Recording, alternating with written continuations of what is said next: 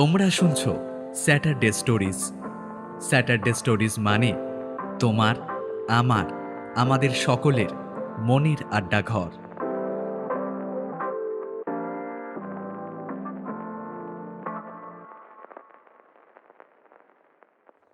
এই রকম আরও হরর, থ্রিলার, সাসপেন্স এবং ফ্যান্টাসি গল্প নিয়মিত শুনতে সাবস্ক্রাইব করুন স্যাটারডে স্টোরিজ।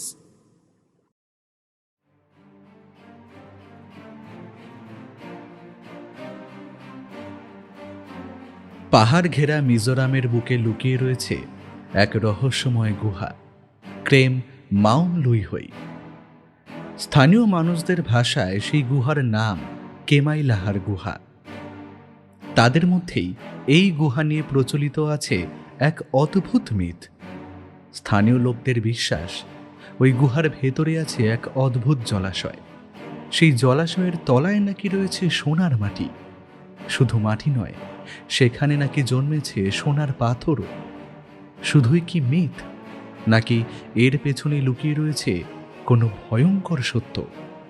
পাপাঙ্গুল, রমেন আর জিজিয়া বেরিয়ে পড়েছে রোমাঞ্চকর অ্যাডভেঞ্চারে এই সোনার জলাশয়ের খোঁজে। ওরা কি শেষমেশ খুঁজে পাবে ওই জলাশয়, নাকি ওদের মুখোমুখি হতে হবে কোনো ভয়ঙ্কর বিপদের? আসুন সবাই মিলে সাক্ষী হই এক দুরন্ত অ্যাডভেঞ্চার কাহিনীর। শুরু হচ্ছে টান টান উত্তেজনায় ভরা পাপাঙ্গুলের অ্যাডভেঞ্চার সিরিজের প্রথম কাহিনী, সোনার জলাশয়।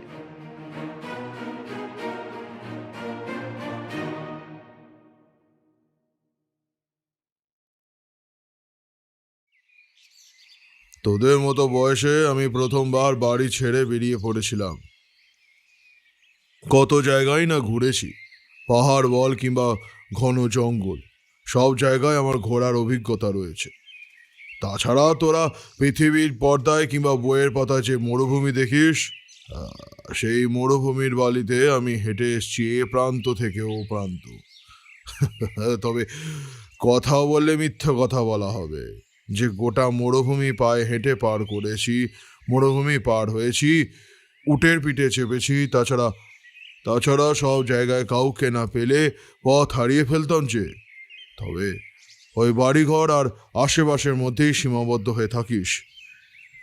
মামার কথা অনেকক্ষণ ধরে এক টানা শুনে চলেছিল পাপাঙ্গুল, রমেন আর জিজিয়া। এবার প্রথম মুখ খুলল জিজিয়া। না মামা, আমরা শুধু যে বাড়িতেই বসে থাকি সেটা কিন্তু নয়। আমরা এর মধ্যে অনেক জায়গায় ঘুরেছি, তবে তোমার মতো অনেক দূরে যাওয়ার সাহস করে উঠতে পারিনি। আসলে বাড়ি থেকে তো বাইরে কোথাও আমাদের ছাড়তে চায় না। জিজিয়ার কথায় মামা হেসে উঠল, তারপর বলল, তোদের কি মনে হয় আমি বাড়িতে বলেছিলাম যে আমি মরুভূমি যেতে চাই, আর বাড়ির লোক আমাকে ছেড়ে দিয়েছে? বাড়িতে জানতোই না রে, বাড়ি থেকে পালিয়ে গিয়েছিলাম। তারপর আবার মাঝখানে ফিরে আসি, তারপর আবার সময় সুযোগ পেলেই বেরিয়ে পড়তাম। মামা, তুমি তো এখনো চাইলে বেরিয়ে পড়তে পারো। এখন আর কোথাও যাও না কেন? রমেনের কথার উত্তরটা দিল পাপাঙ্গুল। আরে মামা যেবার ওই আফ্রিকায় গিয়েছিল, সেবার নীলনদে একটা বড় মাছ মামাকে পায়ে কামড়ে দিয়েছিল। তারপর থেকে মামা ডান পাটা সামান্য খুঁড়িয়ে খুঁড়িয়ে চলে। তখন থেকেই মামা বাড়ি ছেড়ে কোথাও যায় না। পাপাঙ্গুলের কথা শেষ হতেই মামা তার প্যান্টের নিচের দিকটা সামান্য তুলে পায়ের কাছটা দেখালো। পায়ের উপরে একটা মোটা ব্যান্ডেজ মতন বাঁধা রয়েছে, তবে বোঝা যায় পায়ের পেছনের দিকটায় সামান্য ক্ষত রয়েছে। ব্যান্ডেজের নিচের দিক দিয়ে পায়ের একটা জায়গা কালো মতো হয়ে রয়েছে। সেটা দেখে ওদের গাটা কেমন যেন শিরশির করে উঠল। মামা কিন্তু হেসে বলল, এটা যদি না হতো তাহলে কি আমায় তোরা এখন দেখতে পেতিস? হ্যাঁ, আমি এখন কোথায় কোথায় ঘুরে বেড়াতাম। ইচ্ছে ছিল গোটা পৃথিবী এভাবেই ঘুরে ঘুরে দেখব। তবে তবে যেটুকু দেখেছি সেইটুকু নেহাত কম নয়। ছোটবেলায় বইতে ভ্রমণ কাহিনী পড়তে পড়তে কেমন যেন মনে হতো আমি নিজেই একদিন বেরিয়ে পড়ব। তবে তবে সেই সমস্ত গল্প যদি আমি লিখি তাহলে সেই ভ্রমণ কাহিনী হবে পড়ার মতো। কি নেই সেই গল্পে? বিপদ রয়েছে, আছে ভয়, সব থেকে বেশি রয়েছে অ্যাডভেঞ্চারের আনন্দ। তবে পাপাঙ্গুলের কাছেও শুনেছি তোরাও নাকি এমন অ্যাডভেঞ্চারে মাঝে মাঝে বেরিয়ে পড়িস, হ্যাঁ? হ্যাঁ মামা, করি তো। কিন্তু তোমার মতো এত দূরে কোথাও তো আমরা যেতে পারি না। কাছাকাছি কোনো পুরনো জমিদার বাড়ি কিংবা বেশ বড় কোনো জঙ্গলে ঘুরে বেড়াই। মামা ভাগ্নে পাহাড়েও একবার গেছিলাম। বাহ, এই বয়সে ঘুরে বেড়াতে ধমনীতে রক্তে প্রবাহ বেশি হবে। এই সময় ঘুরে বেড়াবি না তো কি আমার মতো বুড়ো বয়সে ঘুরে বেড়াবি, হ্যাঁ? এখন আর ঘুরে বেড়ানো হয় না বলেই বইপত্র পড়ি, বুঝলি? ওই যে আমার বইয়ের আলমারিতে যে সমস্ত বই রয়েছে তার বেশিরভাগই কিন্তু ভ্রমণের বই, বিভিন্ন জায়গার ইতিহাস নিয়ে লেখা পুরনো বই। এই সমস্ত পড়ে কিছুটা দুধের স্বাদ ঘোলে মেটায় আর কি। ওরা তিনজন পাপাঙ্গুলের মামার বাড়িতে এসেছে। কাল বিকেলের দিকে পাপাঙ্গুলের কাছে শুনেছে তার মামা নাকি একজন ভবঘুরে মানুষ ছিলেন। এখন বাড়িতে বসে ইতিহাসের বইপত্র পড়ে সময় কাটান। পাপাঙ্গুলের মামা এখানে একাই থাকেন। তার 3 কুলে এখন কেউ নেই, একমাত্র পাপাঙ্গুলের মা ছাড়া। তবে ওই আফ্রিকা থেকে ফিরে পায়ে ব্যথা হওয়ার পরে তিনি বাইরে খুব একটা বের হন না। পাপাঙ্গুল এর আগেও একা এখানে এসেছে কয়েকবার। এবার তাই জিজিয়া আর রমেনকে সে সঙ্গে করে নিয়ে এসেছে। মামা উঠে গিয়ে বইয়ের আলমারি থেকে একটা বই বার করে নিয়ে এলো। ওরা স্পষ্ট বুঝতে পারল মামার হাঁটতে সামান্য কষ্ট হয়। মামা যেখানে বসে রয়েছে সেই বিছানার একপাশে একটা লাঠি রাখা রয়েছে। লাঠিতে ভর করেই তাকে হাঁটতে হয়। ঘরের কাজকর্ম করবার জন্য গ্রামেরই একজন মহিলা রয়েছে। সে মাঝে মাঝে ঘরদোর পরিষ্কার করে দেয়। প্রতিদিন সকালে সে রান্নাটা করে দেয়। টাকার অভাব মামার নেই। গ্রামে যা চাষের জমি রয়েছে সেই চাষ থেকে বছরে একটা ভালো টাকা উপার্জন হয়। সেখান থেকেই তার একার সংসারটা চলে যায়। কিন্তু মামার বড় দুঃখ, তিনি আর কোথাও বেরিয়ে পড়তে পারেন না বলে। বইটা ওদের সামনে রেখে মামা বললেন, এই বইতে আফ্রিকার সমস্ত ইতিহাস এবং আফ্রিকার সব জায়গার কথা বলা রয়েছে। এই বইটা দেখেই আফ্রিকা যাওয়ার সিদ্ধান্ত নিয়েছিলাম। সেবার নীল নদীতে যে কত বড় বিপদে পড়েছিলাম তা তোদের না বললে তোরা হয়তো বুঝতে পারবি না। তবে সেসব তোদের এখন বলতে চাই না। ওসব শুনে তোরা ভয় পেলে তোদের মধ্যে থাকাও অভিযাত্রীর মনটা দমে যাবে। আমি চাই তোরা আমার মতো বেরিয়ে পড়, গোটা পৃথিবীকে নিজের চোখে ঘুরে দেখ। কাছাকাছি কোথায় যাওয়া যেতে পারে সেখান থেকে শুরু কর। তারপর আস্তে আস্তে যত বড় হবি তত না হয় দূরে যাবি। যাই করিস না কেন বা আমার মনে কষ্ট দিয়ে কিছু করিস না। ওই ভুলটা আমি করেছিলাম, তাই মায়ের মৃত্যুর সময় তাকে আমি নিজের চোখে দেখতে পাইনি। কথাটা বলতে বলতে মামা খোলা জানলা দিয়ে বাইরের দিকে তাকায়। বইটা পড়ে থাকে ওদের সামনে টেবিলের ওপর। ইংরেজিতে আফ্রিকার কথাটা লেখা রয়েছে, আর রয়েছে আফ্রিকার কয়েকটা বড় বড় স্থানের ছবি। তার মধ্যে নীল নদটাকে ওরা দেখতে পায়। মামা তখন কিন্তু বাইরের দিকেই তাকিয়ে রয়েছে। ওরা তিনজনে মুগ্ধ হয়ে বইয়ের বাইরের দিকের ছবিটা দেখতে থাকে। পাপাঙ্গুল বইটা হাতে তুলে নিয়ে খুলে ফেলে। মামা যেন নিজের মতোই বলে, বুঝলি পাপাঙ্গুল, জীবনে নিজের ইচ্ছেটাকেই সব সময় প্রাধান্য দিয়েছি। আর তাই এমন অনেক কিছুই হয়েছে যেগুলো হওয়ার কথা ছিল না। আজ হয়তো আমার জীবনটা এমন হতো না যদি না বাড়ির লোকের কথা শুনে বেরিয়ে পড়তাম এখানে ওখানে। তবে তোরা যাই করিস অনেক ভেবে চিন্তে করিস, এমন।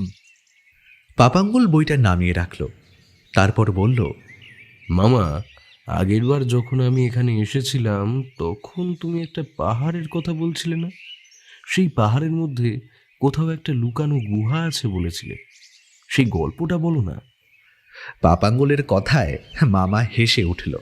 তারপর বলল, গল্প?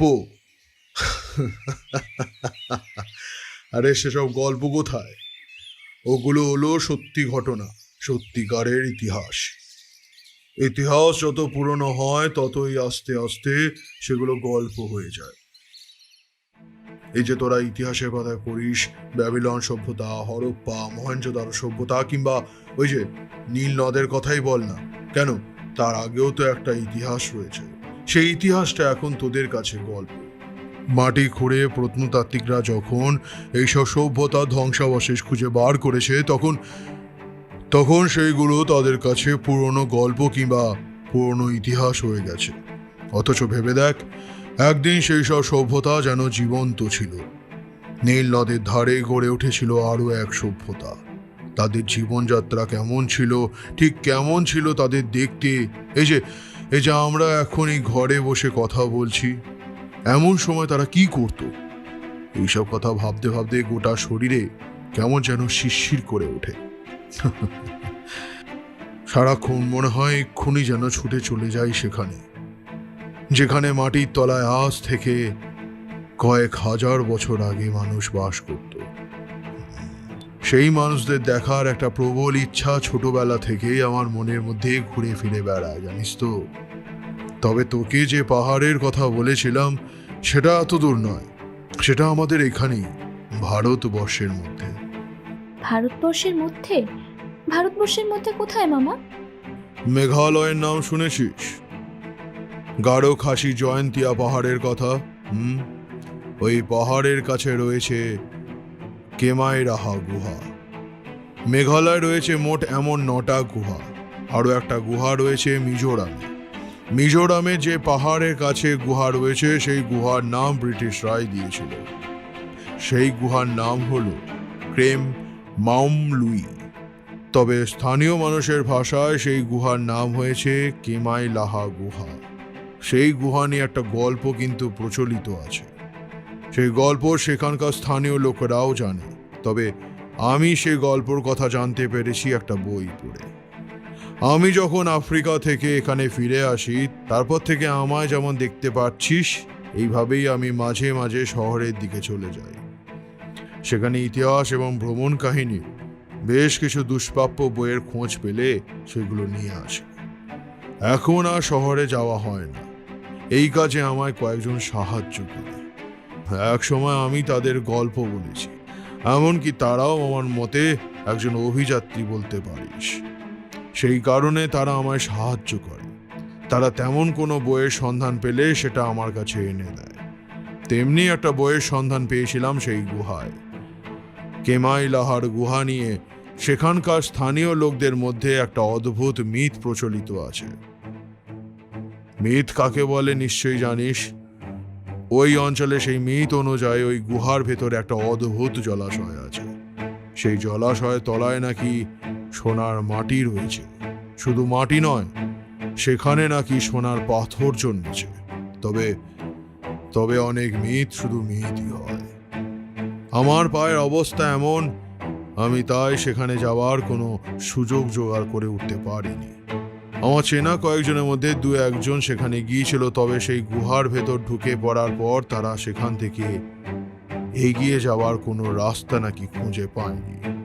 তাই বাধ্য হয়ে তাদের ফিরে আসতে হয়েছিল। তবে একটা কথা কি বলতো, যারা ওখানে গিয়েছিল তারা অভিযাত্রী হলেও তাদের মনে ছিল লোভ আর ভয়। এই দুটো কারণে তারা সেই গুহার কখনোই খোঁজ পায়নি। আমি যখনই কোনো এমন গুপ্তধন কিংবা মিথের কথা শুনতাম, আমি কিন্তু কখনোই লোভ করতাম না। আমি অজানাকে জানবার জন্য সেখানে চলে যেতাম। তাই চরম বিপদের মধ্যে পড়লেও শেষ মুহূর্তে ঠিক সেখান থেকে বেঁচে ফিরে আসতাম। সে যাই হোক, তারা সেই গুহা খুঁজে বার করতে পারেনি। তবে মিজোরামে সেই গুহাই আসলে যে ওই কেমাইলাহার গুহা, সেটা আমি বুঝতে পেরেছি। তবে সেখানে যাওয়ার শক্তি আমার আর নেই। একটা না মামার এতগুলো কথা ওরা চুপ করে শুনছিল। এবারে পাপাঙ্গুল বলল, মামা, যদি আমরা সেখানে যাই, সেই গুহার ভেতরে ঢুকে সেই জলাশয়টা খুঁজে বার করার চেষ্টা করি। পাপাঙ্গুলের কথায় মামা কেমন যেন চমকে উঠল।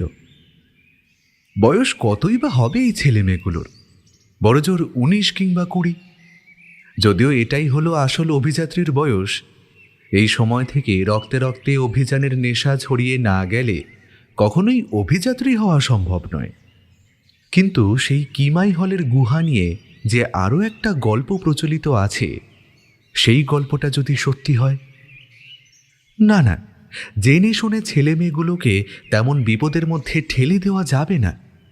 তাই মামা বলল, না পাপাঙ্গুল, না, সে পথ অতি সুবিধের নয়। তোরা এর আগে হয়তো পুরনো বাড়ি বা জঙ্গলে গিয়েছিস বটে, কিন্তু কিন্তু এ সেসব নয়। চারদিকে ফাঁকা প্রান্তর আর তার মাঝে একটা পাহাড়। সেই পাহাড়ের কোথাও একটা রয়েছে সেই গুহা। আর শুধু সেই গুহা খুঁজে বার করতে পারলেই তো হবে না, সেই গুহার মধ্যে ঢুকে পড়তে হবে। বলা তো যায় না সেই গুহার ভেতরে আসলে কি রয়েছে। গুহার মুখ খুঁজে পাওয়াটা যতটা সোজা, বেরিয়ে আসা কিন্তু ততটা সোজা নয় পাপাঙ্গুল। আর যারা ওখানে গিয়েছিল তারা তোদের চেয়ে অনেক বড়, তাদের অভিজ্ঞতা অনেক বেশি। তারা সেই গুহা খুঁজে পায়নি, আর তোরা খুঁজে পেয়ে যাবি। হ্যাঁ, এত সহজ নয়। মামা, আমরা ছোট হতে পারি, কিন্তু আমরা কোনো কিছুকে ভয় পাই না কিন্তু। আর আমরা 3 জন একসাথে থাকলে আমাদের বিপদ খুব একটা বেশি হবে না। যদি তেমন কিছু হয় তাহলে আমরা ফিরে আসবো না হয়। হ্যাঁ মামা, বাড়ি থেকে না হয় কোনো একটা মিথ্যে কথা বলে দেব। বাড়িতে না হয় বলে দেব আমরা তোমার কাছে বেশ কয়েকদিন থাকছি, তারপর সেই সুযোগে বেরিয়ে পড়ব। তুমি আমাদের ভালোভাবে বুঝিয়ে দাও কিভাবে যেতে হবে, তারপর না হয় আমরা যাব। পাপাঙ্গুল মামার একদম সামনে এগিয়ে যায়। তারপর তার গলার অদ্ভুত জোরের সাথে বলে, হ্যাঁ মামা, তুমি আমাদের আর বারণ করো না, আমাদের যাওয়ার অনুমতি দাও। মামা, তুমি না চাইলে তো আমরা সেখানে যেতে পারবো না। সমস্ত পথঘাট সব কিছু তোমার কাছ থেকেই জেনে নিতে হবে। মামা অবাক হয়ে থাকে এই 3 জনের দিকে। 3 জনের চোখের দৃষ্টি কেমন যেন উজ্জ্বল হয়ে রয়েছে। তাদের শক্ত চোয়াল আর মুখের প্রতিজ্ঞ ভাব দেখে তিনি কেমন যেন চমকে ওঠেন। ছোটবেলায় তিনি প্রথম যখন বাড়ি থেকে বেরিয়েছিলেন, তখন তার চোখেও ছিল অমন উজ্জ্বল দৃষ্টি, যে দৃষ্টিতে লাল আগুনের আভা দেখা যায়, যে দৃষ্টি কখনোই মাথা নিচু করতে জানে না। ওই শক্ত চোয়াল জানে সমস্ত কিছু বিপদকে অতিক্রম করে এগিয়ে যেতে। তার চোখে কেমন যেন জল চলে আসে। তাহলে কি এতদিন পরে তিনি এমন কাউকে খুঁজে পেলেন যারা তার অসমাপ্ত অভিযানগুলো সম্পূর্ণ করতে পারবে? এই পাপাঙ্গুল, রমেন আর জিজিয়া কি পারবে ওই মিজোরামের কেমাইলাহার গুহা খুঁজে বার করে সেখানে ঢুকতে? খুঁজে বার করতে পারবে কি সেই জলাশয় যার তলায় সোনার পাথর ফলে? সমস্তটা কি আসলেই কোনো মুখ বলা গল্প, নাকি কোনো সত্যি কিছু লুকিয়ে রয়েছে ওই পাহাড়ের গুহার ভেতরে? তা তিনি জানেন না। এর শেষটা কোথায় রয়েছে? কিন্তু এই 3টে ছেলে মেয়ের প্রবল উৎসাহ তাকে বাধ্য করে ওদের অভিযানে যাওয়ার জন্য। তাই মামা রাজি হয়।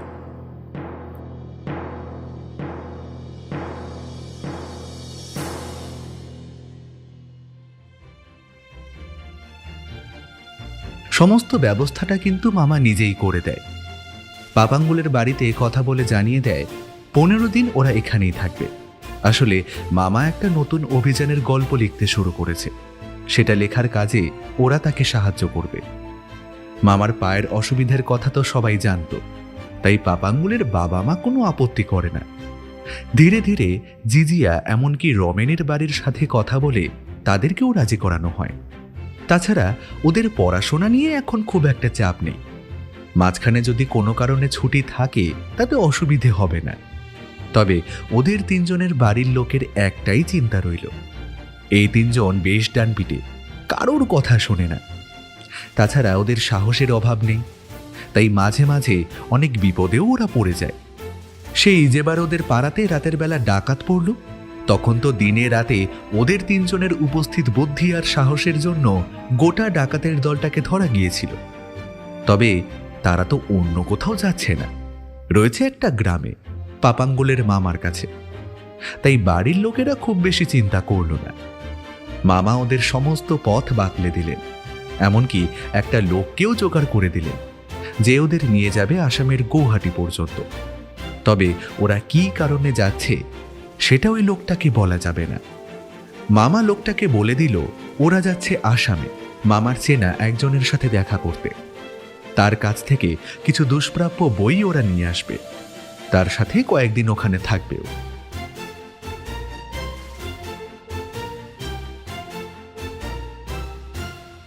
লোকটার সাথে আসামের গৌহাটি পর্যন্ত পৌঁছানো যাবে। তারপর কিভাবে মিজোরাম পর্যন্ত পৌঁছানো যাবে সেটা মামা ভালোভাবে বলে দিয়েছিল। তাই ওদের তিনজনের পক্ষে সেখান পর্যন্ত পৌঁছতে খুব একটা কষ্ট হলো না। তবে সময় লেগে গেল বেশ কয়েকদিন।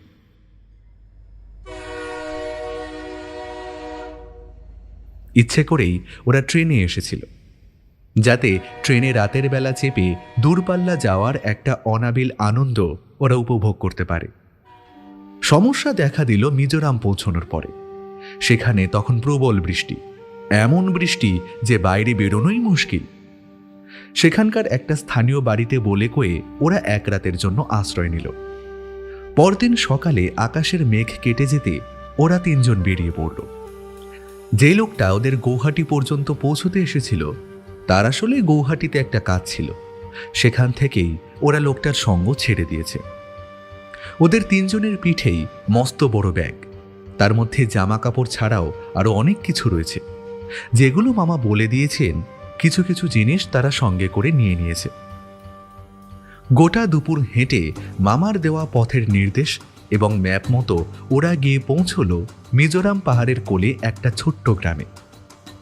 গোটা পথ কিন্তু ওরা হেঁটে আসেনি। এদিকে অদ্ভুত কিছু রিকশার মতন গাড়ি রয়েছে, সেই গাড়িতে চড়ে এই রুক্ষ পথে ওরা খানিকটা উপরে উঠে এসেছে। পাহাড়ের কোলে ভেসে থাকা এই গ্রামের নাম হলো লিজন। সেই গ্রামে ওরা সেদিনের মতো আশ্রয় নিল। গ্রামের লোকেরা ওদের এখানে আসার আসল উদ্দেশ্য জানতে পারল না। ওরা বলল পাহাড় ঘুরে দেখতে এসেছে। যে বাড়িতে ওরা আশ্রয় নিয়েছিল সেই বাড়িতে ওদের বয়সী একটা ছেলে ছিল। এখানকার মানুষদের পোশাক আশাক বড় বিচিত্র ধরনের, তাছাড়া ওরা মাথায় কাপড়ের মতো কি যেন একটা পরে। ওদের সেই পোশাক বেশ পছন্দ হলো। সেই ছেলেটিকে বলতেই সে ওদের জন্য তেমনই পোশাক কয়েকটা এনে দিল। মাথায় কাপড় বাঁধার সাথে সাথে বিচিত্র রঙের কিছু পালক গুজে নিল মাথার কাছে। সেই দিনটা একরকম ভাবে কেটে গেল। সেদিন রাত্রে ওদের ঘুমানোর জন্য যে ঘর দেওয়া হয়েছিল সেই ঘরে শুয়ে পাপাঙ্গুল বলল, দেখ, মামা কিন্তু বারংবার বলে দিয়েছে এখানকার কেউ যেন জানতে না পারে আমরা ওই কেমাইলাহার গুহাতে ঢোকার জন্য এখানে এসেছি। জানতে পারলে আমাদের কিন্তু এখানে আর থাকতে দেবে না। কাল সকাল হলেই আমরা এখান থেকে বেরিয়ে পড়ব, আর ওই কিমাইলাহার গুহার ব্যাপারে যতটা জানা যায় সেটা জানার চেষ্টা করব। কিন্তু এখানকার লোকেরা যে বাংলা জানে না, এদের ভাষাও বড় অদ্ভুত। কেন তোদের মনে নেই? মামা বলে দিয়েছিল ওইখানকার অঞ্চলের মানুষেরা মারা ভাষায় কথা বলে। তবে সেই সমস্ত নিয়ে খুব একটা সমস্যা হবে না, আকারে ইঙ্গিতে ওদের বুঝিয়ে দিতে পারলেই হলো। কাল থেকেই তাহলে আমাদের অভিযান শুরু হবে। ওই যে উত্তরের দিকে পাহাড়টা দেখতে পাচ্ছিস, ওটাই হলো মিজোরামের সেই পাহাড় যে পাহাড়ের কথা মামা বলে দিয়েছিল। আর ওই পাহাড়ের কোথাও না কোথাও সেই গুহাটা আছে। এত বড় একটা পাহাড়, সেই পাহাড়ে কোথায় গুহা রয়েছে সেটা খুঁজে বার করব কি করে? খুঁজে বার করতে যে হবেই। এই পাহাড়ের কোথাও একটা গুহাটা রয়েছে, তবে মামা বলে দিয়েছিল গুহাটা খুব একটা উপরে নয়, পাহাড়ের নিচের দিকেই রয়েছে। আমাদের পাহাড়ের খুব একটা উপরে উঠতে হবে না গুহাটা খোঁজার জন্য। মামা যে ম্যাপটা দিয়েছিল সেই ম্যাপটা কাল সকালে একবার হলেও বার করতে হবে। এখন ঘুমিয়ে পড়, কাল গোটা দিন হয়তো আমাদের বাইরেই কাটবে। ঘরের মধ্যে একটা অদ্ভুত আকারের লণ্ঠনের আলো জ্বলছিল। সেই আলোটা সামান্য কমিয়ে দিয়ে ওরা তিনজনে ঘুমিয়ে পড়ল। ওদিককার খাবারগুলোও অচেনা, তবে খিদের চোটে বেশ খানিকটা ওরা খেয়েও ফেলেছে। পেট ভরা রয়েছে, তাছাড়া গোটা শরীরে রাজ্যের ক্লান্তি। তাই দেখতে দেখতে একসময় ওরা তিনজনেই ঘুমিয়ে পড়ল। যে বাড়িতে ওরা আশ্রয় নিয়েছিল, পরদিন সকালে তাদের বিদায় জানিয়ে তারা বেরিয়ে পড়ল। সেই ছেলেটি ওদের কাছে মারা ভাষায় জানতে চাইল যে ওরা কোথায় যাবে। ওরা বুঝতে না পারায় ছেলেটা আকারে ইঙ্গিতে ওদের বোঝাতে চাইল। একসময় দুজনেই বুঝতে পারল দুজনে কি বলতে চাইছে। ওরা জানালো ওরা ওই পাহাড়টা একটু ঘুরে দেখবে, তারপর সেখান থেকে চলে যাবে। আকার ইঙ্গিতে পাপাঙ্গুল একটা গুহার কথা জিজ্ঞাসা করল, আর সেটা জিজ্ঞাসা করতে ছেলেটার মুখটা কেমন যেন ভয়ে সাদা হয়ে গেল। একটা কথা সে বুঝতে পারল যে ছেলেটার ভাষা বুঝতে না পারলেও সে যে কিমাই লাহার কথাটা বলছে সেটা বোঝা যাচ্ছে। মামা যে কিমাই লাহার গুহার কথাটা বলেছিল সেটা আসলে ওদের ভাষায় হয়ে গেছে কিমা লাহা। তারপর দুটো চোখ বিস্ফারিত করে দুটো হাত নাড়িয়ে নাড়িয়ে ছেলেটা ওদের ওখানে যেতে বারণ করল। কেন জিজ্ঞাসা করতে এই ছেলেটা একটা অদ্ভুত কাণ্ড করল। সামনে রুক্ষ পাথরে মাটি, সেখান থেকে একটা পাথর তুলে নিল। তারপর বাড়ির দেওয়ালের গায়ে মাটির ওপরে খসখস করে কিছু যেন আঁকতে লাগলো। আঁকা শেষ হলে ওরা দেখতে পেল ছেলেটা যেটা এঁকেছে সেটা অন্য কিছু নয়, একটা বিশাল আকারের সাপের মতো কিছু। তবে তার চেয়েও বেশি যেটা অদ্ভুত সেটা হলো সেই সাপের মাথায় দুটো শিং রয়েছে। ব্যাপারটা দেখে একমাত্র পাপাঙ্গুল বুঝতে পারল যে ওরা ঠিক জায়গাতেই এসেছে।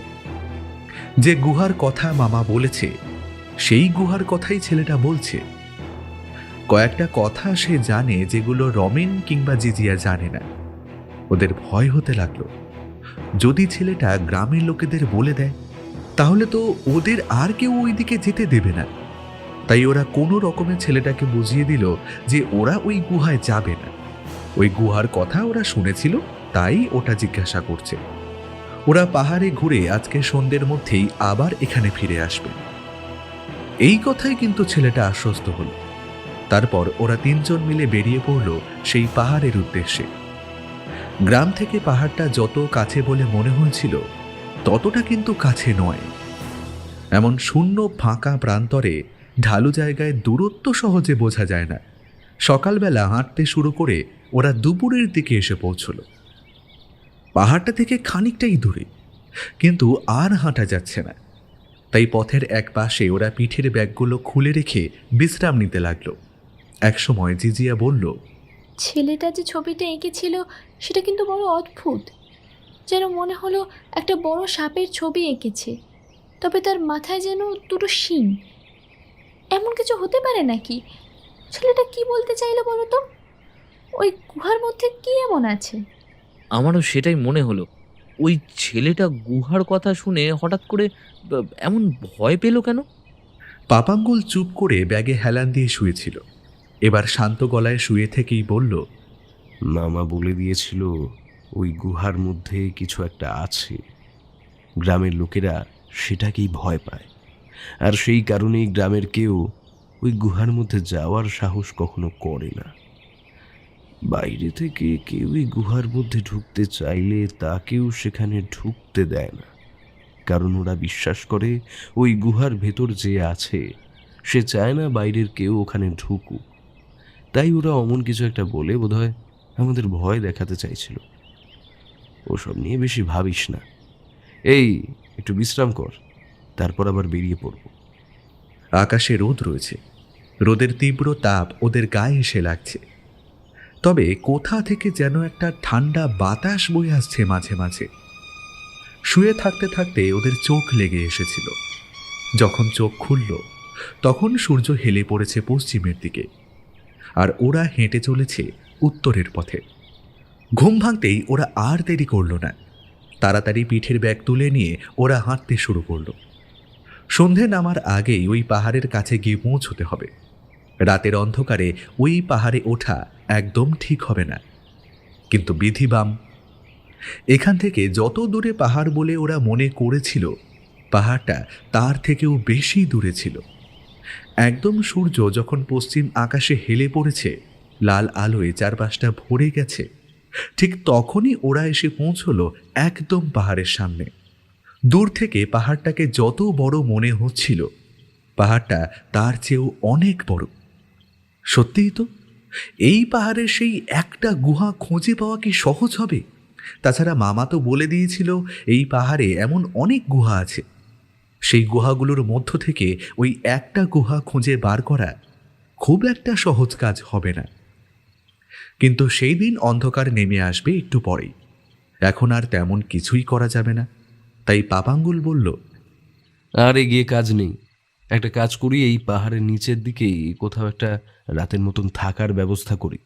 কিন্তু রাতের বেলায় খোলা জায়গায় পাহাড়ের কোলে থাকবো, যদি রাতের বেলায় কিছু বেরিয়ে আসে, মানে পাহাড়ি জায়গায় তো সাপ থাকে, তাছাড়া যদি কোনো জীবজন্তু আসে, আমাদের কাছে তো ছুরি ছাড়া তেমন কিছু নেই। জিজিয়া ঠিক কথাই বলেছে। তার চেয়ে বরং একটা কাজ করা যাক। আমাদের কাছে তো টর্চ রয়েছে, মোমবাতি, এমনকি দেশলাইও রয়েছে। একটা মোমবাতি জ্বালানো যাক। দুজন ঘুমাই, একজন জেগে থাকি। কিছুক্ষণ পর আবার একজনকে তুলে দিয়ে আবার অন্য একজন ঘুমিয়ে পড়ব। তাহলে অল্প অল্প করে সবার ঘুমটাও হয়ে যাবে। এতে সবাই একসাথে ঘুমিয়ে পড়ার জন্য কোনো বিপদও থাকবে না। রমেন এটা ঠিক কথাই বলেছে, তবে আমাদের মধ্যে একজনের জায়গার প্রয়োজন নেই। জিজিয়া, তুই একটু ঘুমিয়ে নে বরং। আমরা দুজনে প্রথমে জাগি, তারপর তুই জাগবি। আমাদের মধ্যে কেউ একজন ঘুমিয়ে পড়বে। জিজিয়া পাহাড়ের কোলে একটা পাথরের জমির একপাশে নিজেদের ব্যাগগুলো কোনো রকমে রেখে শুয়ে পড়ল। ঘুম কিন্তু তার আসতে চাইছিল না। কাল সকালেই তারা এই পাহাড়ের মধ্যে খুঁজে বেড়াবে সেই গুহাটা। সেই উত্তেজনায় তার ঘুম আসতেই চাইছিল না। তবে ওরা ক্লান্ত হয়ে পড়েছিল। জিজিয়া শুয়ে থাকতে থাকতে কিছুক্ষণের মধ্যেই ঘুমিয়ে পড়ল। পাপাঙ্গুল আর রমেন রইল জেগে। ওরা বসে থাকতে থাকতেই চারপাশটা কিন্তু ঘন অন্ধকার হয়ে এলো। একবার মোমবাতি জ্বালাবার কথা ওরা ভেবেছিল, তবে তারপরেই মনে পড়ল গুহার ভেতরে যে কোনো পরিস্থিতির মধ্যে ওদের পড়তে হবে। সেটা না জেনে এখন মোমবাতি নষ্ট করা যাবে না। রাত যত বাড়তে লাগলো, ধীরে ধীরে কিন্তু বাড়তে লাগলো ঠান্ডাও। একসময় পাপাঙ্গুল তার ব্যাগ থেকে একটা চাদর বার করে জড়িয়ে দিল জিজিয়ার গায়ে। তোর মামা তো বলেছিল এই গুহাতে এর আগেও অনেকে এসেছে। তারা যখন খুঁজে পায়নি রাস্তাটা, আমরা কি খুঁজে পাবো? এর আগে যারা এখানে এসেছে তারা কিন্তু মামার কাছ থেকে গোটা ব্যাপারটা জেনে নিয়ে আসেনি। মামা আমাদের সাহায্য করছে। মামা আমায় একটা ম্যাপ তৈরি করে দিয়েছে, যেটা মামা বইপত্র পড়ে জোগাড় করতে পেরেছে। তুই ভুলে যাস না, মামা শুধু এই পাহাড়ের কথাই নয়, পাহাড়ের ইতিহাসের কথাও বই পড়েই জানতে পেরেছে। তার উপর যারা এখানে আগে এসেছিল তারাও মামাকে এই পাহাড়ের কথা এবং এই গুহাটার কথা বলে গেছে। আমরা কি পারবো ওই গুহার মধ্যে ঢুকে সেই জলাশয়টা খুঁজে বার করতে, যার নিচে সোনার পাথর রয়েছে? পাপাঙ্গুল রমেনের কাঁধে একটা হাত রাখে, তারপর বলে, আমরা তো ওখান থেকে পাথর নিয়ে যাওয়ার জন্য আসিনি। আমরা এসেছি ওই জলাশয়টা খুঁজে বার করতে। আর যদি নাই পারি তাতে ক্ষতি কি? একটা অ্যাডভেঞ্চার তো হবে। কাল সূর্যের আলো ফুটলেই আমরা কিন্তু ওই গুহাটা প্রথমে খুঁজে বার করব, তারপর ওটার ভেতরে ঢুকবো। পাপাঙ্গুলের কথাটা শেষ হলো না, তার আগেই একটা অদ্ভুত শব্দ ওরা শুনতে পেল। ঠিক যেমন ঝর্ণা থেকে নিচে জল পড়ে একটা শো শো শব্দ হয়, অনেকটা তেমন শব্দ। কিন্তু এই শব্দটার যেন একটা নির্দিষ্ট ছন্দ রয়েছে। একভাবে শব্দটা হয়ে চলেছে, তবে মাঝে মাঝে থেমে যাচ্ছে। যেন মনে হচ্ছে গভীরভাবে কেউ একবার অনেকটা হাওয়া একবার বের করছে, আবার সেই হাওয়াটা টেনে ভেতরে ঢুকিয়ে নিচ্ছে। পাপাঙ্গুল নিজেও বুঝতে পারেনি ওই শব্দটা আসলে কিসের, তাই সে কিছু না বলে চারিদিকে তাকিয়ে দেখার চেষ্টা করল। একপাশে পাহাড়টা বড় একটা ছায়ার মতো ওদের দৃষ্টিকে আড়াল করে দাঁড়িয়ে রয়েছে। অন্য পাশে তাকালে অন্ধকারে দূরে গ্রামটাকে ভালোভাবে বোঝা যায় না। এখানে বসে যেটা বোঝা যায় সেটা হলো আকাশ। আকাশে যেন লক্ষ লক্ষ তারা ফুটে আছে। পাপাঙ্গুল ওই শব্দটা কিছু মুহূর্তের জন্য ভুলে গেল। তার বদলে আকাশের দিকে তাকিয়ে তারা দেখতে লাগলো এক কোণে চাঁদ গোল থালার মতন ফুটে রয়েছে। শব্দটা কিন্তু খুব বেশিক্ষণ হলো না। কিছুক্ষণ হয়ে তারপর আস্তে আস্তে কোথায় যেন মিলিয়ে গেল। মনে হলো শব্দটার উৎস আস্তে আস্তে দূরে কোথাও চলে যাচ্ছে। রমেন যেন নিজের মনেই বলল, এখানকার লোকেরা এত বছর ধরে এখানে রয়েছে, অথচ তারা গুহার ভেতরে কখনোই ঢুকে দেখার চেষ্টা করেনি। তারা সবাই জানে ওই গুহার ভেতরে জলাশয়ের তলায় রয়েছে সোনার পাথর, তাহলে সেখান থেকে সোনা নিয়ে আসার চেষ্টা করলো না কেন? দেখে তো মনে হয় এটা বেশ গভীর। কোনো একটা কারণ তো নিশ্চয়ই আছে ওখানে না যাওয়ার। পাপাঙ্গুল নিজেও জানে কারণ আছে, আর সেই কারণে মামা বারবার ওদের গুহার ভেতরে সাবধানে থাকতে বলেছে। কিন্তু কি আছে ওই গুহার ভেতরে?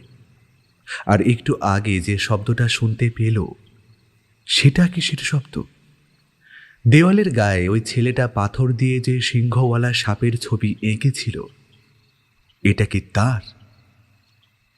বাকি রাতটা আর ওর ঘুম হলো না। একরকম মাঝে মাঝে চোখ বন্ধ করে পাহাড়ের গায়ে হেলান দিয়ে শুয়ে রইল।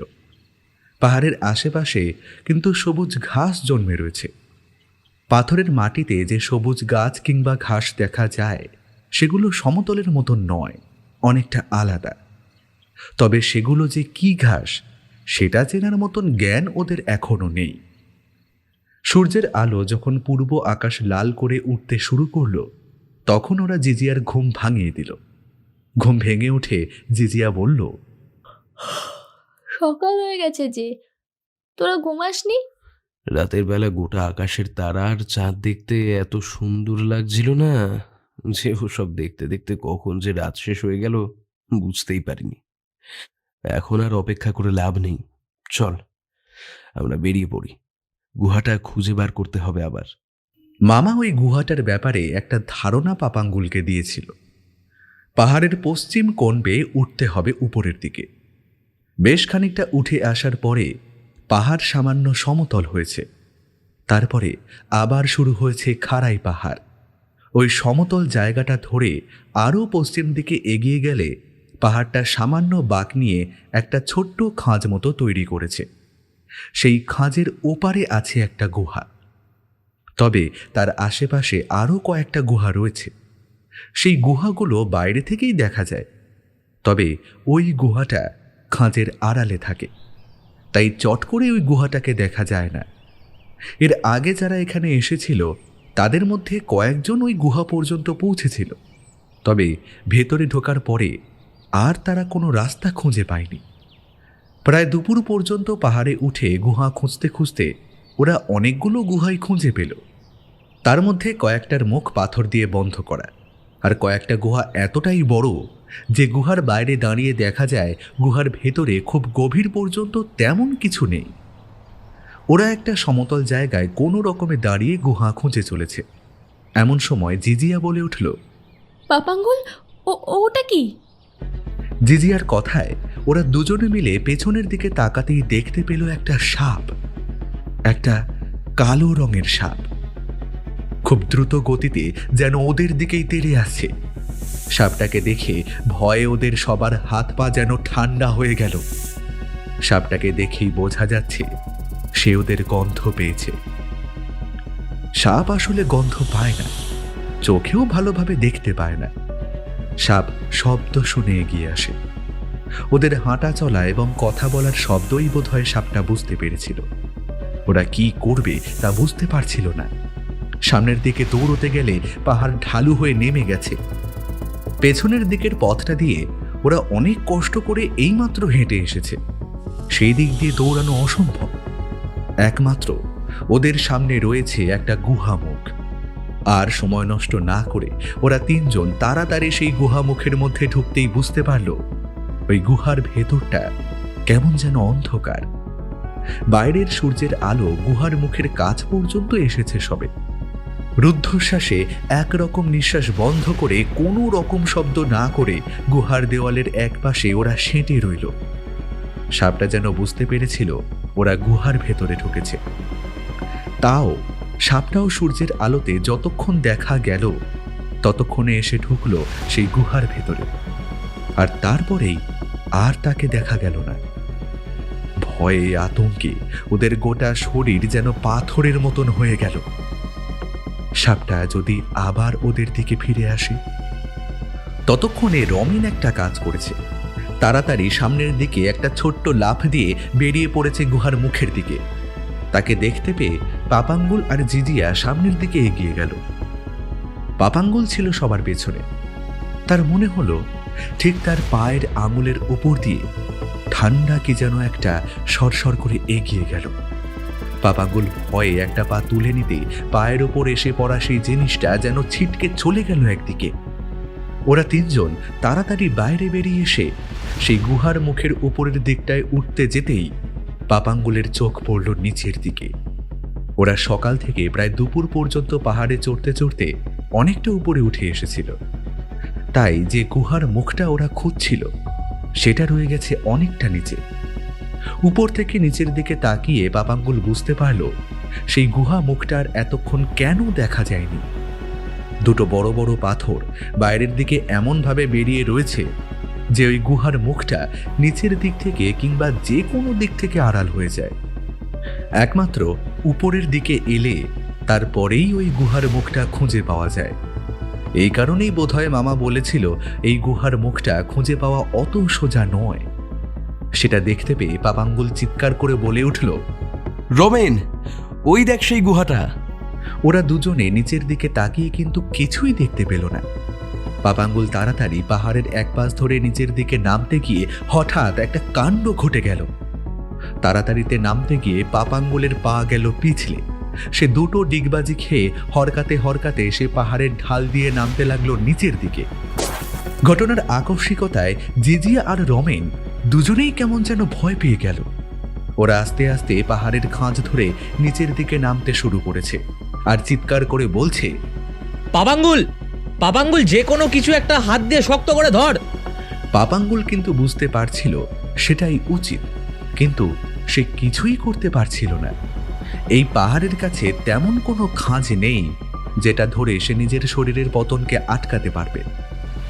বেশ খানিকটা নেমে আসার পরে পাহাড়ের এক কোলে একটা শক্ত পাথর চেপে ধরে পাপাঙ্গুল নিজেকে আটকালো। ততক্ষণে তার শরীরের অনেক জায়গায় ক্ষত সৃষ্টি হয়েছে। হাতের এক পাশটা টনটন করে উঠেছে আঘাতে। কোনো রকমে থমকে দাঁড়াবার পরে জিজিয়া আর রমেন এসে টেনে তুলল পাপাঙ্গুলকে। ততক্ষণে কিন্তু ওরা বুঝতে পেরেছে সেই গুহার মুখটা কোথায় রয়েছে। তবে জিজিয়া বলল, পাপাঙ্গুল, তো লাগেনি তো? না, লাগেনি। ওই দেখ, সেই গুহার মুখটা ওই বড় পাথরের আড়ালে রয়েছে। ওটার জন্য আমরা তখন দেখতে পাইনি, শুধু শুধু এতটা উপরে উঠলাম। হাঁটতে হাঁটতে পাহাড়ের খাঁজ বেয়ে ওরা যখন সেই বড় পাথরটার কাছে এসে পৌঁছল তখন বুঝতে পারল পাথরটার ওপারে যাওয়া প্রায় অসম্ভব। ওপর থেকে সেখানে নামাটাও ঠিক নয়। কোনোভাবে যদি গুহার ভেতরের পাথরে পা রাখতে না পারে তাহলে সোজা গিয়ে পড়বে পাহাড়ের ঢাল বেয়ে নিচে। আর বড় পাথরটা পার করে ওপারে যাওয়াটাও খুব একটা সহজ কাজ নয়। পাহাড়ের এক পাশে দাঁড়িয়ে ওরা পাহাড়ের খাঁজ চেপে ধরে তিনজনে ভাবতে লাগলো কি করা যায়। তখন একটা বুদ্ধি দিল রমেন।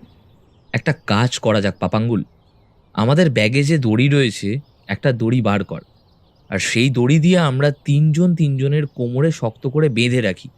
তারপর আমরা দুজন যারা এই পাহাড়ের খাঁজের কাছে থাকবো, একজন বড় পাথরটা চেপে ধরে থাকুক, আর একজন ওই পাথরটার বেশ সামনের দিকে এগিয়ে গিয়ে তারপর গিয়ে নামুক ওই পাহাড়ের গুহার মুখের কাছে। রমেনের বুদ্ধিটা ওদের বেশ ভালো লাগলো, কিন্তু এভাবে দাঁড়িয়ে তো আর দড়ি বাঁধা যায় না। এবার ওদের হ্যাঁচড়াতে হ্যাঁচড়াতে কোনোভাবে নেমে আসতে হলো পাহাড়ের সেই ছোট্ট সমতল মতো জায়গাটায়। এই সমতল জায়গাটায় আসলে একটা বড় পাথর এসে পড়েছে পাহাড়ের এপাশে। পাথরটা কোথায় আটকে আছে সেটা ওরা জানে না, ওদের এসব জেনে কাজও নেই। পাপাঙ্গুল তার ব্যাগটা খুলে সেখান থেকে দড়ি বার করে তিনজনের কোমরে শক্ত করে বাঁধল। তারপরে আবার এগিয়ে গেল সেই বড় পাহাড়ের খাঁজের কাছে। জিজিয়া রইল মাঝখানে, রমেন সবচেয়ে পেছনে, আর পাপাঙ্গুল সবার সামনে। রমেন পাহাড় আঁকড়ে চেপে ধরে বসে রইল বড় পাথরটার এক পাশে, গোটা শরীর দিয়ে সেটাকে আটকে ধরে। আর ওদের দুজনের ধরে থাকা শরীরের ভরে একরকম নিজের শরীরের অর্ধেকটাকে শূন্যে ঝুলিয়ে দিয়ে আস্তে আস্তে পাপাঙ্গুল গিয়ে নামলো সেই গুহার মুখের একদম সামনে। দড়িটা বেশ বড় ছিল, তাই খুব একটা অসুবিধে হয়নি। সেখানে পা রেখেই পাপাঙ্গুল চিৎকার করে বলে উঠল, নামতে পেরেছি, নামতে পেরেছি জিজিয়া। তার আনন্দের হাসি আর চিৎকারের শব্দে জিজিয়া ভুলে গেল সে বড় পাথরটাকে আঁকড়ে ধরে রয়েছে। তার হাত সামান্য সরে আসতেই তার গোটা শরীরটা এগিয়ে গেল শূন্যের দিকে। ততক্ষণে পাপাঙ্গুল সামনে নেমেই একটা বড় পাথরের গায়ে নিজের গোটা শরীরটাকে চেপে বসে পড়েছিল। তাই জিজিয়ার শরীরটা যখন বড় পাথর থেকে সামান্য সরে গেল, তখন দড়িতে টান পড়ল দুজনের দিকেই। রমেন তার শরীরের সমস্ত শক্তি দিয়ে দুই হাতে পাহাড়ের দুটো খাঁজ চেপে ধরে রইল। সেই বড় পাথরের একপাশে নিজের শরীরে বাঁধা দড়িটা একবার ঘুরিয়ে দিল, তারপর চিৎকার করে বলল, ভয় পাস না, ভয় পাস না তোরা, দাঁড়া, আমি দড়ি ধরে টানছি। একটা ঠান্ডা হাওয়া সেই দুপুরের রোদে ওদের চারপাশ ধরে এগিয়ে যেতে লাগলো। যেন গুহার ভেতর থেকে একটা অদ্ভুত গন্ধ বাইরে ভেসে আসছে। বোঝা যায় এই গুহায় মানুষের পা খুব একটা পড়েনি। শূন্যে ঝুলে গেলেও জিজিয়া পরক্ষণে উপস্থিত বুদ্ধি কাজে লাগিয়ে বড় পাথরটার এক প্রান্ত দুহাতে জড়িয়ে ধরেছিল। তাই অনেকক্ষণের চেষ্টায় সবাই এসে দাঁড়ালো গুহার মুখের সামনে। তারপর শরীরটা সেই গুহার মুখের পাথরের মাটিতে হেলিয়ে দিয়ে শুয়ে হাঁপাতে লাগলো ওরা। তারপর একসময় পাপাঙ্গুল হেসে উঠল। সে হেসে উঠতেই বাকি দুজন পাথরের মাটিতে শুয়ে থাকতে থাকতে হেসে ফেলল। গুহার ভেতরে ওরা ঢুকতেই বুঝতে পারল অন্ধকারে কোনো কিছুই দেখা সম্ভব নয়। ওরা সঙ্গে করে মোমবাতি নিয়েই এসেছিল, তাছাড়া হাতে করে নিয়ে এসেছিল টর্চ লাইটও। একটা টর্চ লাইট বার করে সেই টর্চ লাইটের আলো গুহার ভেতরে ফেলতেই ওরা কিন্তু অবাক হয়ে গেল। গুহার মধ্যে কোথাও কোনো যাওয়ার রাস্তা তো নেই। একটাই রাস্তা, তা সোজা ঢুকে গেছে ভেতরের দিকে। টর্চের আলো সেই গুহার ভেতরের অন্ধকারকে ভেদ করতে পারল না। গুহার ভেতরে কেমন স্যাঁতস্যাঁতে গন্ধ, আর তার সাথে কি ভীষণ ঠান্ডা। বাইরে রোদ রয়েছে, অথচ গুহার ভেতরে এমন ঠান্ডা কেন সেটা ওরা বুঝতে পারল না। তিনজনে পিঠে ব্যাগ নিয়ে হাঁটতে হাঁটতে এগিয়ে যেতে লাগলো। পায়ের তলায় শক্ত পাথরের মাটি কেমন যেন স্যাঁতস্যাঁতে হয়ে এসেছে। বেশ খানিকটা হেঁটে আসার পরে ওরা বুঝতে পারল রাস্তাটা নেমে গেছে নিচের দিকে। হাতের টর্চ লাইটটাকে শক্ত করে চেপে ধরে পাপাঙ্গুল এগিয়ে গেল সামনের দিকে। দড়িটা কিন্তু তখনও ওদের তিনজনের কোমরে বাঁধা রয়েছে। এভাবে যে কতক্ষণ ওরা হেঁটেছিল তা ঠিক মনে নেই। আশেপাশে মাঝে মাঝেই কেমন যেন অদ্ভুত শব্দ শোনা যেতে লাগলো। হাত বাড়ালে গুহার শক্ত পাথরের মাটি স্যাঁতস্যাঁতে, তবে তার সাথে এখানে ওখানে কেমন যেন শেওলা জমেছে। ওরা বুঝতে পারছিল ওরা নেমে যেতে শুরু করেছিল। তবে সেই সমস্ত বোঝার মতো কোনো উপায় নেই।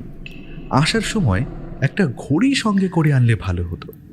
তবে মামা একটা কম্পাস দিয়ে দিয়েছে। পাপাঙ্গুল এক জায়গায় থমকে দাঁড়িয়ে কম্পাস বার করে পরীক্ষা করতেই বুঝতে পারল ওরা এগিয়ে চলেছে পূর্ব মুখে। অর্থাৎ এই যে বড় পাহাড়টা ওরা বাইরে থেকে দেখছে, সেই পাহাড়টাকে লম্বালম্বি ভেদ করে ওরা এগিয়ে চলেছে নিচের দিকে। এতক্ষণে সেই সমতলে ওরা এসে পড়েছে যেখানে ওরা শুয়েছিল, অথবা তার চেয়েও বেশি নিচে। একসময় জিজিয়া বলে উঠল, পাপাঙ্গুল, এখানে যদি আমরা একবার হারিয়ে যাই তাহলে তো আর এখান থেকে বেরোতে পারবো না। আর টর্চ লাইটের আলো যদি বেশিক্ষণ না থাকে, ব্যাটারি তো একসময় ফুরিয়ে যাবে। আমরা অনেকক্ষণ এক টানা চলেছি। আমাদের ব্যাগে কিছু শুকনো খাবার, পাউরুটি, বিস্কুট, চকলেট আছে, সেগুলো বার কর। কিছুটা খেয়ে নেওয়া যাক, এরপরে কি হবে আমরা জানি না। ব্যাগ থেকে খাবার বার করে ওরা খেয়ে নিল। তারপর জল খেয়ে যখন খানিকটা চনমনে লাগলো ওদের, তখন আবার ঘুরে ফিরে বেড়াতে লাগলো চারপাশে। জিজিয়ার কথাটা ওদের মনে ধরল। টর্চ লাইট জ্বালিয়ে রেখেই ব্যাগ থেকে মোমবাতি বার করলো ওরা। তারপর দেশলাই জ্বালালো। দেশলাই জ্বালিয়ে দেশলাইটা নিজের প্যান্টের পকেটে ঢুকিয়ে রাখলো পাপাঙ্গুল। টর্চ লাইটটা ব্যাগে ঢুকিয়ে আবার হাঁটতে হাঁটতে সামনের দিকে এগিয়ে গেল। এবার যেন মনে হলো ওরা নিচের দিকে নামছে। মোমবাতির আলোয় ওরা চারপাশটা দেখতেই বুঝতে পারল ওরা সমতল একটা জায়গায় এসে পড়েছে, আর তার চারপাশটা কেমন যেন অদ্ভুত। উপরের দিকে তাকালে অন্ধকার ছাড়া আর কিছুই বোঝা যায় না। চারপাশে যেদিকে চোখ যায় সেদিকেই অন্ধকার। কোথায় যে পথ রয়েছে আর কোন দিকে এগিয়ে যেতে হবে তার কিছুই বোঝা যায় না। হঠাৎ কিসে একটা ধাক্কা খেয়ে রমেন বলে উঠল, এটা আবার কি? এই পাপাঙ্গুল, তোর টর্চটা একবার জ্বালাতো। পাপাঙ্গুল টর্চ বার করে জ্বালাতে যেটা দেখতে পেল তাতে ওদের গোটা শরীর ভয়ে কেঁপে উঠল একবার। জিনিসটা কোথা থেকে বেরিয়েছে সেটা বোঝা যায় না, তবে একটা বড় পাথরের খণ্ড যেন অনেক উঁচু থেকে শুরু হয়ে শেষ হয়েছে ঠিক ওদের মাথার কাছে এসে। মাথার কাছটা সূচালো। কোনোভাবে যদি ওই তীক্ষ্ণ জায়গায় হাত কিংবা অন্য জায়গা লাগে তাহলে সঙ্গে সঙ্গে কেটে যাবে। সেই টর্চের আলোয় ওরা এদিকে ওদিকে তাকিয়ে দেখতে পেল চারিদিকে অমন তীক্ষ্ণ পাথরের ফলা নেমে এসেছে। সেই টর্চের আলোয় কোনোভাবে ওরা আস্তে আস্তে চারপাশটা কাটিয়ে এগিয়ে যেতে লাগলো সামনের দিকে। আর একসময় বুঝতে পারল ওরা যেখানে এসে পড়েছে সেটা একটা গোল জায়গা, যেন অনেকটা হল ঘরের মতো। আর তার মাথা থেকে নেমে এসেছে বড় বড় পাথরের ফলা। পায়ের তলায় মাটিটা যেন আগের থেকেও বেশি স্যাঁতস্যাঁতে বলে মনে হতে লাগলো। এখন মাটিটা শক্ত নয়, যেন সামান্য নরম। কিন্তু এখান থেকে ওরা যাবে কোথায়? জিজিয়া বলল, এবার আমরা কোথায় যাব? পাপাঙ্গুল গম্ভীর গলায় বলল, মামা যাদের কথা বলেছিল তারা এই পর্যন্ত এসে পড়েছিল। তারপর এখান থেকে আগে যাবার কোনো রাস্তা ওরা খুঁজে পায়নি। আমাদের সেই রাস্তাটা খুঁজে বার করতে হবে। কথাটা শেষ হওয়ার সাথে সাথেই সেই শব্দটা আবার শোনা গেল।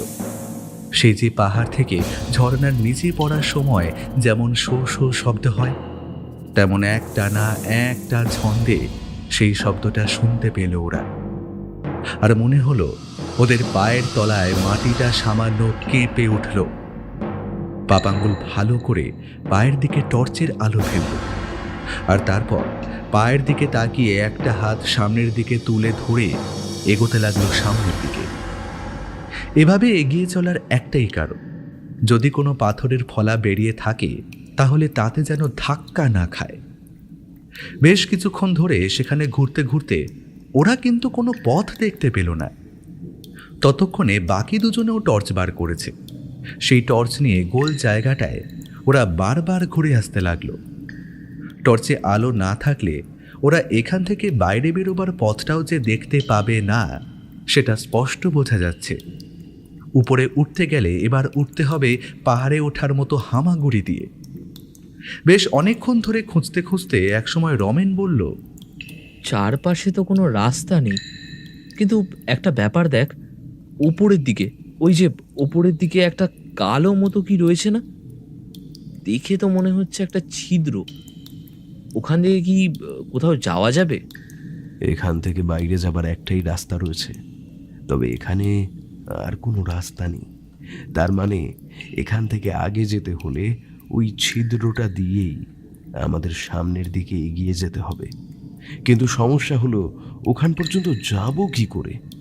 3টে টর্চের আলো গিয়ে পড়ল ওদের থেকে প্রায় কয়েক হাত উপরে একটা দেওয়ালের কালো ছিদ্রের ওপর। ওরা চুপ করে বসে বেশ কিছুক্ষণ ভাবতে লাগলো। তারপর একসময় পাপাঙ্গুল বলল, দেখ, ওই পাথরের চাইটা কিন্তু একদম ওই ছিদ্রের একপাশ দিয়ে নেমে এসেছে। ওই পাথরটা ধরে যদি উপরের দিকে ওঠা যায়, ভাব, তারপর যদি কোনোভাবে ওই ছিদ্রটা পর্যন্ত পৌঁছানো যায় তাহলে একবার চেষ্টা করা যেতে পারে। পাপাঙ্গুলের কথায় সকলেই মত দিল, কিন্তু ওই পাথরের স্বরূপ ফলাটা ধরে উপরের দিকে উঠবে কে? কোনোভাবে যদি ওটা ভেঙে পড়ে যায় তাহলে? কিন্তু তখন আর কিছুই করার নেই।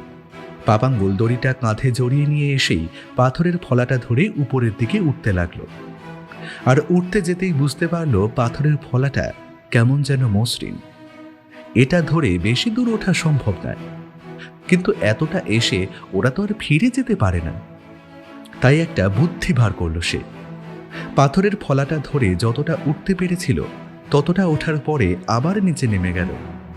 তারপর পায়ের সাথে সেই পাথরের বলাকায় দড়ি বাঁধল, তারপর শরীরটাকেও বাঁধল। তারপর ঠিক তাল গাছে যেভাবে ওঠে সেইভাবে উঠতে লাগলো সেই পাথরের ফলাটা বেয়ে। দেখতে দেখতে একসময় উপরে পৌঁছে গেল।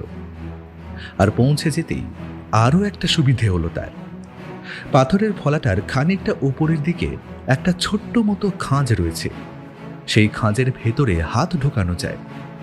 তবে যদি ওখানে কোনো সাপ থাকে? কথাটা ভেবে একটা অদ্ভুত কাজ করল। সেই ফোকরের কাছে নিজের মুখটা নিয়ে গিয়ে একবার ফু দিল পাপাঙ্গুল। বারবার মনে হচ্ছিল সেই ফোকরের ভেতর যদি কিছু থাকে আর তা যদি বাইরে বেরিয়ে আসে, সেটা তবে পাপাঙ্গুলের মুখের উপর আক্রমণ করবে। তবুও নিজের সমস্ত শক্তি দিয়ে একবার ফুঁ দিতেই যখন মনে হলো কিছুই নেই, তখন হাত রাখল। হাত রাখতে বুঝতে পারল জিনিসটা খুব ধারালো, বেশিক্ষণ এইভাবে ধরে রাখা যাবে না। তাই কোনো রকমে সেটা এক হাত দিয়ে চেপে ধরে দড়ি বাঁধা জোড়া পাটাকে তুলে দিল সেই দেওয়ালের গায়ের ছিদ্রের ওপর। নিচ থেকে ব্যাপারটা দেখে চলেছে জিজিয়া। ব্যাপারটা এমন দাঁড়ালো যে পাপাঙ্গুলের পা রয়েছে সেই ছিদ্রের কাছে আর তার হাত রয়েছে সেই পাথরের ফলাটার দিকে। জিজিয়া আর রমেন একবার চিৎকার করে উঠল, কিন্তু তাদের কথা শোনার মতো সময় তখন পাপাঙ্গুলের নেই। সে জিমন্যাস্টিক করে, তাই অদ্ভুত কায়দায় সে পায়ের ওপর সমস্ত ভর দিয়ে দুটো হাত দিয়ে চেপে ধরল পাথরের ফলাটাকে। তারপর একটা হ্যাঁচকা ধাক্কায় নিজের শরীরটা নিয়ে গেল সেই ছিদ্রের কাছে। তবে ঠিক মুহূর্তে যদি মাথাটা নামিয়ে না আনতো, তাহলে তার মাথা পাথরের গায়ে লেগেই ফেটে যেত সঙ্গে সঙ্গে। নিচ থেকে জিজিয়া চিৎকার করে নিজের চোখ দুহাতে বন্ধ করল। তারপর যখন কিছুই হলো না, তখন চোখ খুলল। একটা হাসি ওদের মুখে ফুটে উঠল। দড়ি বেঁধে প্রথমে টর্চটা উপরের দিকে তুলল ওরা। সেই ছিদ্রের মধ্যে বেশ খানিকটা এগিয়ে যেতেই পাপাঙ্গুল বুঝতে পারল ভেতরে একটা রাস্তা রয়েছে। তবে এই রাস্তা ধরে হেঁটে যাওয়া যাবে না, যেতে হবে হামাগুড়ি দিয়ে। দড়ির সাহায্যে ওদের দুজনকেও একটু পরেই অদ্ভুতভাবে টেনে তুলল পাপাঙ্গুল।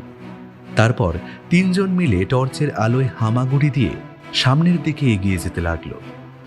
যত এগিয়ে যাচ্ছে তত যেন সেই ফসফস শব্দটা ওরা আরো ভালোভাবে শুনতে পাচ্ছে। ওরা বুঝতে পারছিল যেন কেউ এখনো এই ছিদ্রপথের সন্ধান পায়নি। সকলেই হয়তো ভেবেছে ওটা পাহাড়েরই কোনো একটা কোদাল, তাই ওটা পর্যন্ত যাওয়ার চেষ্টা তারা করেন। আর এত সহজে ওটা পর্যন্ত যাওয়াও সম্ভব নয়। ওটা এতটাই ছোট যে কোনো বাচ্চা ছেলে, মানে ওদের মতো কেউ ছাড়া অন্য কেউ ওর ভেতরে সহজে ঢুকতে পারবে না। শেষের দিকে পথ শুরু হয়ে এলো। ওরা গোটা শরীরটাকে সরিয়ে শুইয়ে সামনের দিকে এগিয়ে যেতে লাগলো। তাছাড়া পাথরের দেওয়াল আরো বেশি স্যাঁতসেঁতে, কেমন যেন ভিজে ভিজে। অনেকটা এগিয়ে আসার পর একটা অদ্ভুত ব্যাপার ঘটল। সামনে ঢালু জায়গাটা ওরা দেখতে না পেয়ে পাপাঙ্গুল গড়িয়ে গেল সামনের দিকে। তার পেছন পেছন বাকি দুজনও গড়িয়ে গেল। অনেকক্ষণ ধরে গড়িয়ে গেল তারা। তবে পাথর এখানে সামান্য নরম, তাছাড়া যে মাটিতে ওরা গড়িয়ে চলেছে সেটাও নরম, তাই আঘাত ওদের খুব একটা লাগলো না। ওরা বুঝতে পারল প্রায় কয়েক হাত উঁচু জায়গা থেকে নিচের দিকে ছিটকে পড়ল ওরা। সবারই হাতে কাঁধে সব জায়গায় সামান্য চোট লেগেছে ততক্ষণে। উঠে দাঁড়িয়ে হাতে পায়ের ধুলো আর চোট ঝাড়তে ঝাড়তে ওরা বুঝতে পারল ওরা এসে পড়েছে একটা অনেক বড় পাথুরে জায়গার মধ্যে। আর সেই জায়গার একপাশ থেকে একটা অদ্ভুত আলো যেন দেখা যাচ্ছে। পাপাঙ্গুল এগিয়ে যাওয়ার চেষ্টা করতেই রমেন ভয়ে কাঁপা কাঁপা গলায় বলে উঠল, এগোস না পাপাঙ্গুল, ওই দেখ। রমেন একরকম টেনে পাপাঙ্গুলকে পাথরের একপাশে সরিয়ে দিল। তারপর মুখ বাড়িয়ে ওরা যেটা দেখতে পেল তাতে ওদের বুকের ভেতর পর্যন্ত হিম হয়ে এলো। যেদিক দিয়ে আলো আসে সেই দিকটা যে একটা জলাশয় রয়েছে সেটা বোঝা যায়।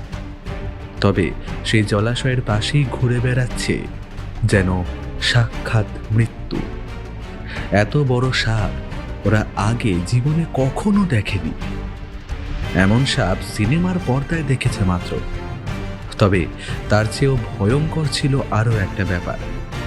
সেই সাপের মুখটা কেমন যেন অদ্ভুত। সেই সাপের মুখ থেকে যে জিভটা বেরিয়ে আসছে, সেই জিভটা অনেকটা লম্বা, যেন মানুষের থেকেও লম্বা। আর তার চেয়েও ভয়ঙ্কর ব্যাপার, সেই সাপটার মাথায় দুটো কালো শিং। সাপটা যেন বুঝতে পেরেছিল এখানে কিছু একটা হয়েছে, তাই জলাশয়ের আশেপাশে বারবার চক্কর দিতে দিতে মাঝে মাঝে তার শরীরটা জলাশয়ের গায়ে নিয়ে ফেলছিল। জলের মধ্যে সাথে সাথেই আলোটা যেন আরো বেড়ে উঠতে লাগলো। ওরা বুঝতে পারল ওরা এসে পড়েছে সেই জলাশয়ের কাছে, যেখানে রয়েছে সেই সোনার পাথরের সম্ভার।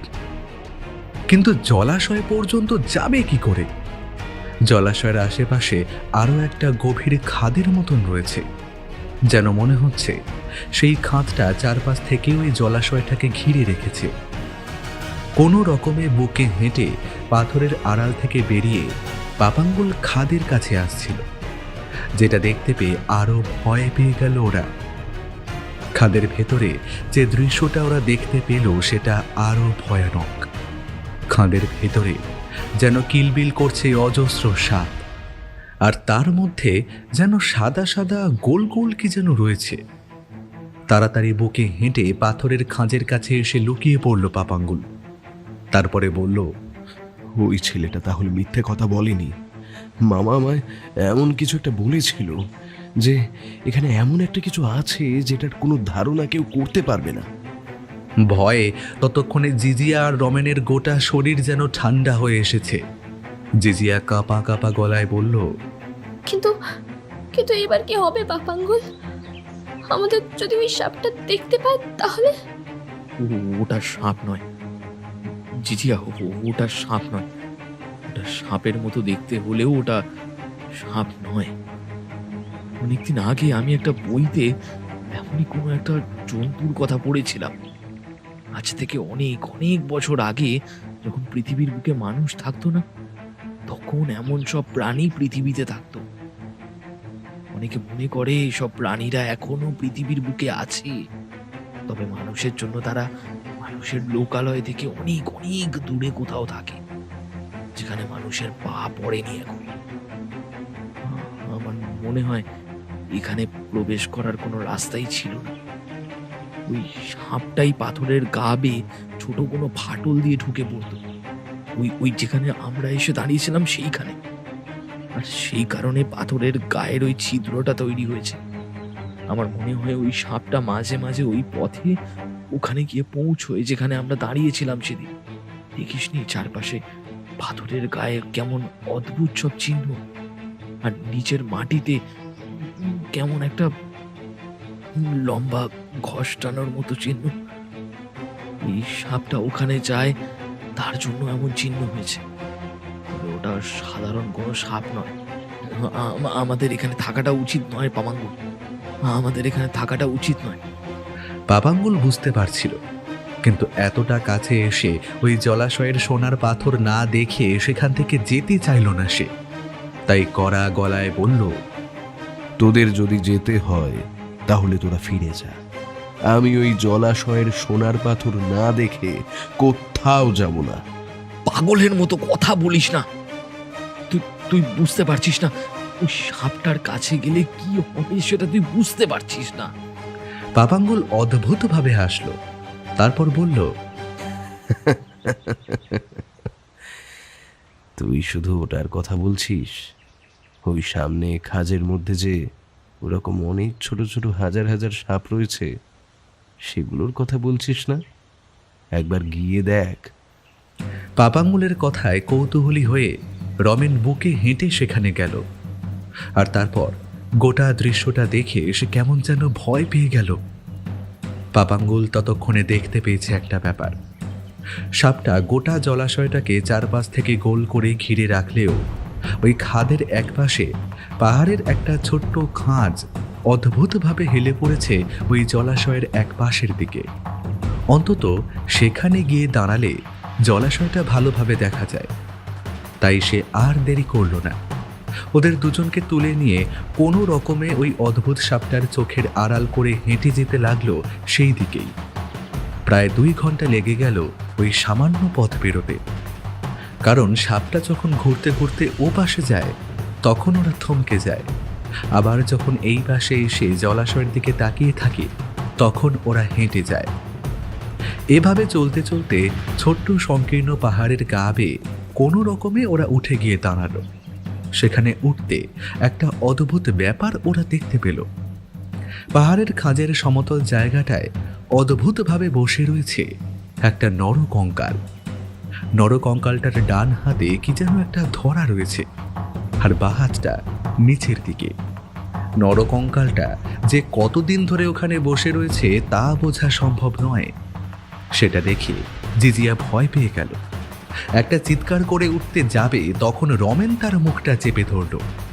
পাপাঙ্গুল সামনে এগিয়ে গেল। কঙ্কালের গায়ের উপর একটা হাত রাখতেই আরও একটা অদ্ভুত ব্যাপার ঘটল। কঙ্কালটা যেন গুঁড়ো গুঁড়ো হয়ে সেখানেই পড়ে গেল। আর ঠিক তখনই সেই সাপটা একটা তীব্র গর্জন করে ছুটে এলো ওদের দিকে। ব্যাপারটা দেখে ওদের 3 জনের প্রায় ভয়ে গোটা শরীর বরফের মতো হয়ে যাওয়ার জোগাড়। পাপাঙ্গুল একটা অদ্ভুত কাজ করলো। মামা বারবার বলে দিয়েছিল কথাটা, ওই পাহাড়ের গুহার ভেতরে এমন কিছু একটা আছে যেটা অনেক বছর ধরে, প্রায় 1000 বছরেরও বেশি সেখানে আছে। আর ওখানে এমন কিছু একটা আছে যেটা দিয়ে ওই জন্তুটাকে নিয়ন্ত্রণ করা যায়। পাপাঙ্গুল আর দেরি করলো না। ধুলো হয়ে যাওয়া কঙ্কালটার হাতের থেকে একটা লোহার দণ্ডের মতো কি যেন পড়ে গিয়েছিল পাথরে। সেটা হঠাৎ করেই তুলে ধরল, আর সেটা ধরতেই একটা অদ্ভুত ম্যাজিকের মতন কাজ হলো। যে সাপটা এগিয়ে আসছিল ওদের দিকে এবার যেন তা থেমে গেল। তারপর অদ্ভুতভাবে মাথা নিচু করে লুটিয়ে বসে রইল পাথরের উপরে। তার সেই প্রবল গর্জন এবার থেমে গেছে। যেন মনে হলো ওই লোহার দণ্ডটা তুলে ধরার জন্য সাপটা মাথা নিচু করে ওদের বশ্যতা স্বীকার করে নিয়েছে। ততক্ষণে ওরা জলাশয়ের দিকে তাকিয়ে দেখতে পেয়েছে সেই আলোর উৎস। জলাশয়ের নিচে যেন অন্য কিছু নেই। জলাশয়ের তলাটা সম্পূর্ণ যেন তৈরি হয়েছে সোনা দিয়ে। তবে ওগুলো যে সোনার পাথরের সেটা এত দূর থেকেও বোঝা যায়। সেই উজ্জ্বল আলো ওদের চোখে এসে লাগতে লাগলো। দুঃসাহসী কিশোর কিশোরী পাথরের উপর দাঁড়িয়ে দেখতে লাগলো সেই অভাবনীয় দৃশ্য। একসময় রমেন বলল, এই নরকঙ্কালটা যার, সে বোধহয় এই নরদণ্ডটা দিয়েই এই সাপটাকে এখানে আটকে রাখতো, আর ওই সোনার জলাশয়কে পাহারা দেওয়াতো। ওই দণ্ডটা ওর হাতে ছিল বলেই বোধহয় সাপটা এখানেই থাকে। মাঝে মাঝে এই গুহার ভেতরে ঘোরাফেরা করলেও বাইরে কখনো যায় না। কিন্তু আমাদের যে এবারে ফিরতে হবে, ওই সোনার জলাশয়টা দেখে মনের মধ্যে কেমন যেন একটা লোভ আস্তে আস্তে চাগার দিয়ে উঠছে। এখানে বেশিক্ষণ থাকা ঠিক হবে না, চ। পাপাঙ্গুল আর জিজিয়া দুজনে এই কথাটা বুঝতে পারছিল। পাপাঙ্গুল সেই পাথরের গায়ে লোহার দণ্ডটাকে কোনো রকমে আটকে দিল। সাপটা কিন্তু আগের মতোই মাথা নিচু করে একভাবে বসে রইল। সোনার জলাশয়ের সেই অপূর্ব দৃশ্য দেখতে দেখতে ওরা নেমে গেল সেই উঁচু জায়গাটা থেকে। তারপর অনেক কষ্ট করে 3 জন মিলে এসে ঢুকলো সেই ছোট্ট জায়গাটায়। আর আসার সময় তেমন মনে হয়নি, তবে যাওয়ার সময় আরও বেশি কষ্ট হতে লাগলো ওদের। দেখতে দেখতে সেই পথ পেরিয়ে ওরা এসে পড়ল সেই হল ঘরের মতন জায়গাটার কাছে। তারপর সেখান থেকে আবার যাত্রা শুরু। একসময় ওরা সেই গুহার মুখের কাছে এসে পড়ল। সূর্যের আলো দেখতে পেয়ে ওদের গোটা শরীর কেমন যেন চন্দন করে উঠল। ওদের শরীরে অনেক আঘাতের চিহ্ন, কোথাও কোথাও ছুলে রক্ত জমে আছে, কিন্তু ওদের 3 জনের মুখে একটা যুদ্ধ জয়ের হাসি। ওরা পেরেছে সেই সোনার জলাশয়কে খুঁজে বার করতে। কিন্তু মামা বারবার বলে দিয়েছে ওখানে যাই থাকুক না কেন সে কথা বাইরের কাউকে বলা যাবে না। পাপাঙ্গুল ওদের দুজনের সামনে এসে দাঁড়ালো। তারপর বলল, এই গুহার ভেতরে যা আছে তা কেউ যেন কোনো দিনও জানতে না পারে। আমরা তিনজন ছাড়া একমাত্র এটার ব্যাপারে জানবে মামা। কথা দে তোরা, এর কথা কাউকে বলবি না। মামা বলেছে এই পৃথিবীতে এমন অনেক রহস্য লুকিয়ে আছে যেগুলো তেমনি থাকতে দেওয়াই ভালো। সেগুলো নিয়ে নাড়াচড়া করা ভালো না। আমিও চাই না এখানে অন্য কেউ আসুক, কিংবা এই সোনার জলাশয়ে কেউ খুঁজুক, বা কেউ ওখানে ঢুকে পড়ুক। ওই সাপটা যদি একবার বাইরে বেরিয়ে আসে তাহলে কি অবস্থা হবে সেটা বুঝতে পারছিস? তাই ওটা ওর মতোই থাকুক, আর আমরা পৃথিবীর মানুষেরা আমাদের মতোই থাকি। কথাটা বলে পাপাঙ্গুল তার হাত বাড়িয়ে দিল তার বুড়ো আঙ্গুলের কাছে। সেখানে খানিকটা জায়গা খসে গেছে, সেখান থেকে রক্ত বেরিয়ে আসছে। জিজিয়া হাসি মুখে ওর হাতের উপর হাত রাখল। তারপর সবাই একসাথে 3টে হাত ওপরে আকাশের দিকে তুলে একসাথে চিৎকার করে বলে উঠল, hip hip hurray! Three Three cheers for বড় মামা! Three cheers for সোনার জলাশয়! এর পরের ঘটনা অতি সামান্য। ওরা আরো বেশি কষ্ট করে ফিরে এসেছিল মামার কাছে। তারপর মামাকে সমস্ত কথাই বলেছিল। হিসেব করে ওরা দেখেছিল যেদিন সকালে ওরা গুহার মধ্যে ঢুকেছিল তারপরে প্রায় 2 দিন কেটে গেছে ওদের বাইরে আসতে। তবে আশ্চর্যের ব্যাপার, ওই 2 দিনের মধ্যে সামান্য জল ছাড়া ওরা কিছুই খায়নি। ওদের ব্যাগের ভেতর খাবার ছিল বটে, তবে সেই খাবার খাওয়ার প্রয়োজন ওদের হয়নি। ওরা বিশ্রামও নেয়নি। মামা অবাক হয়ে ভাবছিল এই 3 জনের কথা। তিনি নিজেও বোধহয় ওদের মতো এত দুঃসাহসী অভিযাত্রী ছিলেন না। তিনি বুঝতে পারলেন ওরা এখানেই থেমে থাকবে না, এরপর আরও কোনো দুঃসাহসিক অভিযানে এরা বেরিয়ে পড়বে।